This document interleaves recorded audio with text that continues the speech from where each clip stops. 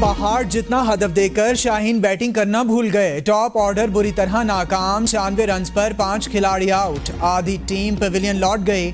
Salman Ali Agha 23 run बनाकर कुलदीप यादव की गेंद पर आउट। फखर जमान 27 और मोहम्मद रिजवान 2 रन बना सके। कप्तान बाबर आजम 10 जबकि मामूल हक 9 रन बनाकर पवेलियन वापस लौट गए। आज नहीं तो कल इलेक्शन जरूर होंगे, हम तैयार हैं। दीवार पर लिखा है अगली हुकूमत पीपल्स पार्टी की होगी। क्रिकेटर को सबने भुगता और तौबा कर ली। अवाम अब इस वापसी लाने नहीं देंगे। Chairman people's party Bilawal Bhutto का सखर में जलसे से खिताब। कहा, हमें कहा जाता है पीपल्स पार्टी कुछ नहीं कर रही। गरीब की मदद के लिए पीपल्स पार्टी दिन रात मेहनत कर रही है। मेरा वादा है आपको कभी मायूसी नहीं होगी।